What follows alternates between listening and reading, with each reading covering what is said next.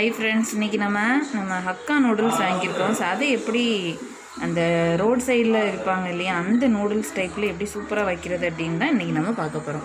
So வாங்க video ஃபுல்லாக பாருங்கள். அப்போ தான் டேஸ்ட்டை எப்படி வைக்கிறது அப்படிங்கிற நிறைய ஐடியாஸ் அண்ட் ட்ரிக்ஸ் எல்லாம் கிடைக்கும். தோலை நல்லா சீவிட்டு அந்த மேலே ஒரு மாதிரி கருப்பாக இருக்கும்ல, அதெல்லாம் நல்லா கழுவி எடுத்துகிட்டு மூடியும் வெட்டியாச்சு. வெட்டிட்டு இது நல்ல நார்மலாக நீங்கள் நூடுல்ஸ் கட்டுவீங்கல்ல, அந்த மாதிரி நல்ல ஸ்லைசஸாக நீளமாக வெட்டிட்டா போதும். நூடுல்ஸ்க்கு இப்படி வச்சா தான் நல்லாயிருக்கும். சரியா? சரி, ஒரு இது போதும். ஒரு 2 பேருக்கு கணக்கு பண்ணி தான் வைக்கிறேன். அதனால் ஒரு வல்லாரியே போதும்.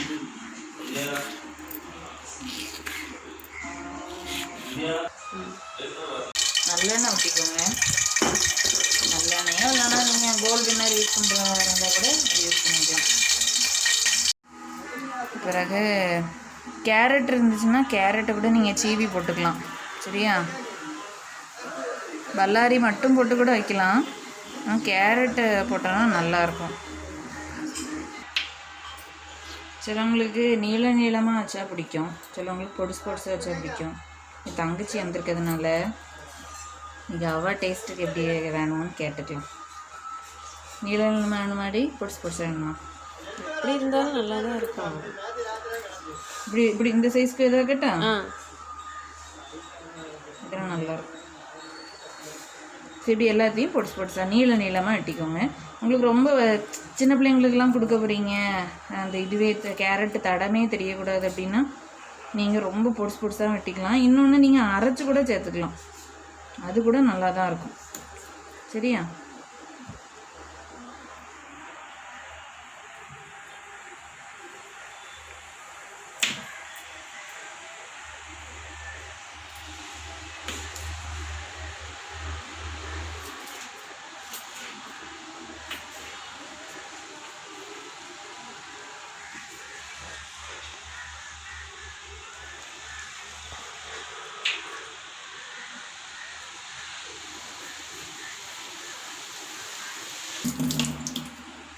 கொஞ்சம் கடுகும் போட்டிருக்கோம்.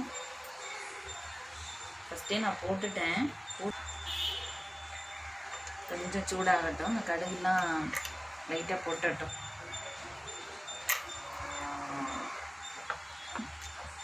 இல்லை நீங்கள் இஞ்சி பூண்டு பேஸ்ட்டு கூட போட்டுக்கலாம். கொஞ்சம் பிரியாணி டேஸ்ட்டில் அது நல்லாயிருக்கும். சரி, காலையிலேயே இஞ்சி பூண்டு பேஸ்ட்டு போட்டால் ஒரு மாதிரி இருக்கும்னு சொல்லிட்டு தான் நான் போடலை.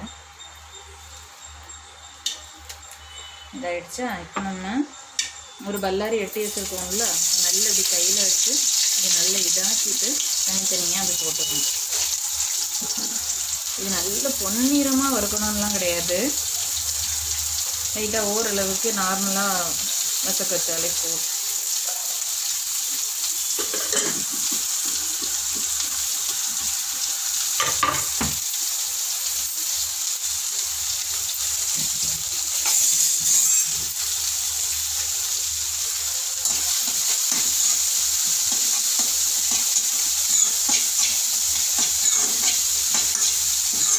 நீங்கள் அந்த பப்படம் பொரிப்பீங்கல்ல, அந்த எண்ணெய் கூட நீங்கள் யூஸ் பண்ணிக்கலாம்.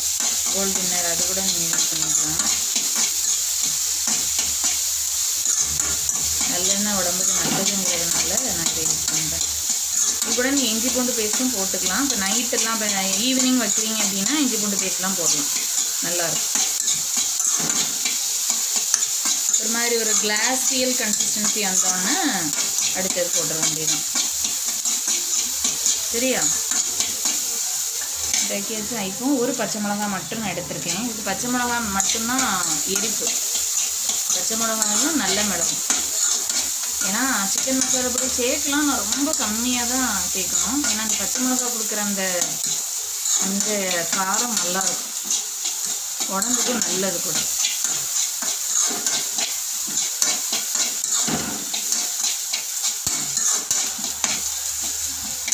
இப்போ இந்த ஸ்டேஜ்லேயே நீங்கள் நல்ல மிளகு பொடி எல்லாம் போட்டுக்கணும்.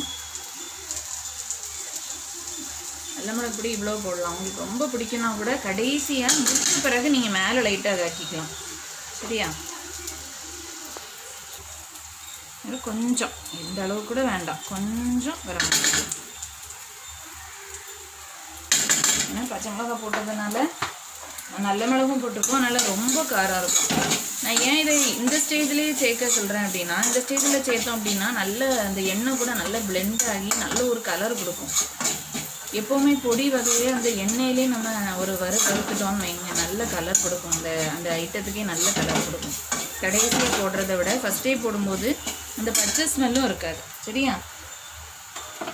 இப்போ இந்த ஸ்டேஜில் நான் ஒரு தக்காளி எடுத்து இப்படின்னா அந்த பியூரி மாதிரி பண்ணி வச்சுருக்கேன். சரியா? நல்ல நைஸாக பிளெண்ட் பண்ணி வச்சுருக்கேன். கொஞ்சம் அங்கிங்கே இதாக இருந்தால் கூட பரவாயில்ல, நம்ம அங்கிங்கே தக்காளி வந்தோன்னா நல்லா தானே இருக்கும்.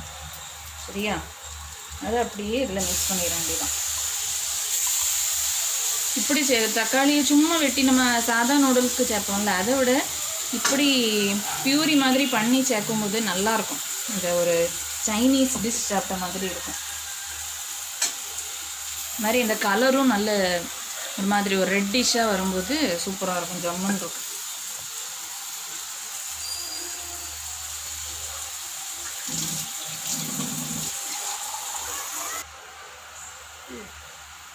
அப்புறம் அதில் கொஞ்சம் ஏன்னா நிறைய இருந்துச்சா, அதனால் இதையும் வேஸ்ட் பண்ணாமல் இது கொஞ்சம் தண்ணி இதாக்கி இதெல்லாம் மிக்ஸ் பண்ணிட வேண்டியதுதான்.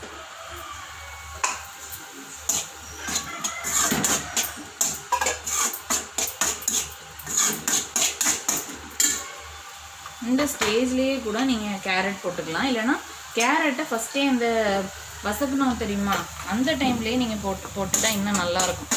நான் டக்குன்னு டொமேட்டோ பியூரி ஊற்றிட்டேன்.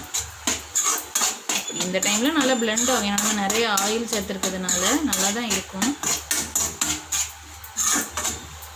சரி, எண்ணெயில் வசக்கிட்டு கூட நீங்கள் சேர்க்கலாம். எப்படின்னாலும் நீளமாக வெட்டி இருக்கிறதுனால நம்ம கொஞ்சம் வேகிறதுக்கு கொஞ்சம் டைம் ஆகும். அதனால் இந்த ஸ்டேஜில் சேர்த்துட்டிங்கன்னா இந்த டொமேட்டோ வேகிற டைமில் அதுவும் வெந்துடும். இப்போ இதுக்கு தேவையான கொஞ்சம் உப்பு, ரொம்ப உப்பு போட வேண்டாம், கொஞ்சம் உப்பு போட்டுக்கோங்க.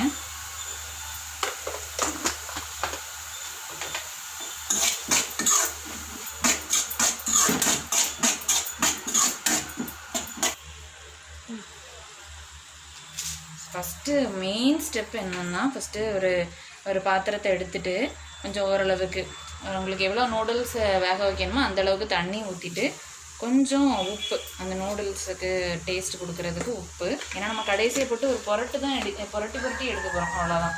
அதனால் ஃபஸ்ட்டே உப்பு சேர்த்துடணும். சேர்த்துட்டு கொஞ்சம் நல்லெண்ணெயை சேர்க்குறோம் அப்படின்னா அப்போ தான் அந்த நூடுல்ஸை ஒன்றுத்துக்கு ஒன்று ஒட்டாமல் நல்லா உதிரியாக வரும். அதனால் அதை சேர்த்துட்டு இது நல்லா கொதித்து வரும்போது நூடுல்ஸை சேர்க்கணும். ஓகேவா? இப்போ நல்லா கொதித்து வந்துருச்சா, மேலே எண்ணெய் நல்ல இதாக இருக்கா. இவ்வளவு நூடுல்ஸ், அதாவது ஃபுல் பாக்கெட்டில் இருந்தது.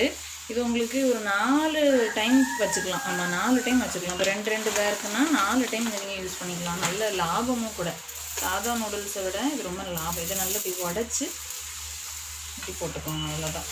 கொதிக்கிறதுல போட்டுட்டு ஒரு 10 நிமிஷம் ஆகும், நல்லா பாயில் ஆகுறதுக்கு ஒரு 10 நிமிஷம் ஆகும். சரியா?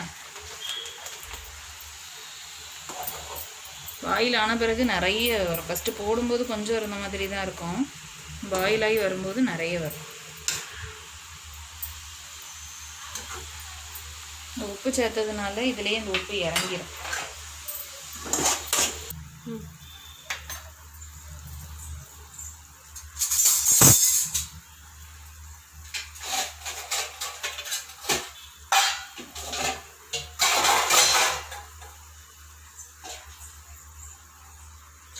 இப்போ நல்ல வெந்துருச்சு பாருங்கள், நல்ல குண்டாகிடுச்சு. ஃபஸ்ட்டு பார்த்திங்கன்னா ரொம்ப கம்மியாக போட்ட மாதிரி இருந்தில்ல, இப்போ நல்ல குண்டாகி அது நல்ல ஒன்றுத்தொன்று ஒட்டாமல் இருக்குது. கரெக்டாக? ஸோ இந்த கன்சிஸ்டன்சி தான் கரெக்டு. நீங்கள் கை வச்சு வேணால் டெஸ்ட் பண்ணி பார்க்கலாம், உள்ளே கை விட்டுறக்கூடாது, வெளியில் எடுத்து வச்சு செக் பண்ணி பாருங்கள். சரிங்களா? ஒன்றுத்துக்கு ஒன்று ஒட்டாமல் வந்துருக்கு.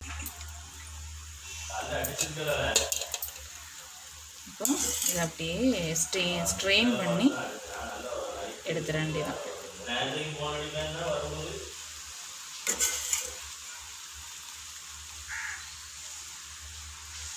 இப்போ இது என்ன பண்ணணும்னா நல்ல ரன்னிங் வாட்டர்லாம் நல்லா கழுவணும். ஏன்னா அந்த ஒரு மாதிரி ஒரு உங்களுக்கே தெரியும் நூடுல்ஸ்னாலே ஒரு மாதிரி மெழுகுத்தன்மை இருக்கும்ல, ஸோ அது எல்லாத்தையும் தான் நம்ம இப்போ ஸ்ட்ரெயின் பண்ணி இன்னும் நல்ல ரன்னிங் வாட்டரில் நம்ம கழுவிட்டோன்னு வைங்க, அந்த மெழுகுத்தன்மை வராது. அதனால் நம்ம சாப்பிடும்போதும் ஓரளவுக்கு அந்த நூடுல்ஸை கம்பேர் பண்ணும்போது இது கொஞ்சம் ஹெல்த்தியாகவே இருக்கும்னு சொல்லலாம். சரியா, இப்போ இவ்வளோ நூடுல்ஸ் வந்துடுச்சு, பார்த்துக்கோங்க. 2 பேர் தாராளமாக சாப்பிட்லாம். ஸோ இதை நம்ம ரன்னிங் வாட்டரில் நல்லா கழுவிடணும். சரியா, நல்ல ஒரு அலசி இப்போ நம்ம அந்த அடை பாயசம் வைக்கும்போது அடையை நல்லா வேக வச்சுட்டு அந்த கழுவுவோம்ல, அந்த மாதிரி இதையும் நல்லா வேக வச்சுட்டு இப்படி ரன்னிங் வாட்டரில் கழுவிட வேண்டியதான். இல்லை ஒன்று ஒட்டாமல் வந்துருக்கு பார்த்தீங்களா, நல்லா கழுவிட்டு அதே மாதிரி தனியாக எடுத்து வச்சுக்க வேண்டியதான். இப்போ இதை நல்ல ரன்னிங் வாட்டரில் கழுவி தனியாக எடுத்து வச்சிட்டோம் பாருங்கள். இப்போ செக் பண்ணிங்கனாலே தெரியும், ஒன்று ஒட்டாமல் நல்ல அதே மாதிரி நல்ல பாயிலாகவும் இருக்குது பார்த்தீங்களா. இப்போ இந்த ஸ்டேஜில் நம்ம இங்கே இதாக்கி வச்சுருக்கோம்ல, அதில் நம்ம சேர்த்துற வேண்டியதான். ஸோ கொஞ்சம் நம்ம ஆன் பண்ணிக்கலாம், நான் ஆஃப் பண்ணி வச்சுருந்தேன். ஆன் பண்ணிவிட்டு நல்ல இப்போ ஒரு சொட்டு கூட தண்ணி இல்லை பாருங்கள், ஆனால் நல்ல வேகமும் செஞ்சிடுச்சு கரெக்டாக. இந்த ஸ்டேஜில் நம்ம இந்த நூடுல்ஸை போட்டு ஹை ஃப்ளேமில் வச்சுக்கோங்க. ஏன்னா அந்த சூடு இருக்கும்போது இது நீங்கள் கிண்டுனீங்கன்னா நல்லாயிருக்கும். சரியா, நல்ல ஒரு பெரட்டி எடுத்துக்க வேண்டியதான். இது இல்லாமல் நல்ல மிளகெல்லாம் சேர்த்துருக்கிறதுனால நல்ல மிளகு, கேரட்டு, பீன்ஸ் இந்த மாதிரி பிடிக்கும்னா கூட நீங்கள் பீன்ஸ் ஆட் பண்ணிக்கலாம். ஏன்னா பீன்ஸ் பொதுவாக அந்த மாடலில் சேர்த்தோம்னா சிலவங்களுக்கு பிடிக்காமல் கூட இருக்கும், அதனால் நான் பீன்ஸ் சேர்க்கலை.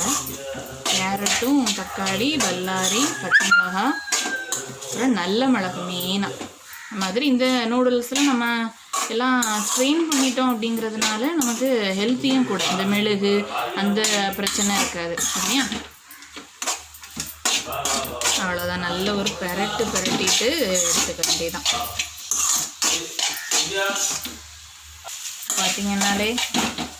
பார்த்தீங்கன்னாலே தெரியும், நல்ல டேஸ்ட்டாக இருக்கும். நல்ல ஸ்மெல் வருதா, சூப்பர்.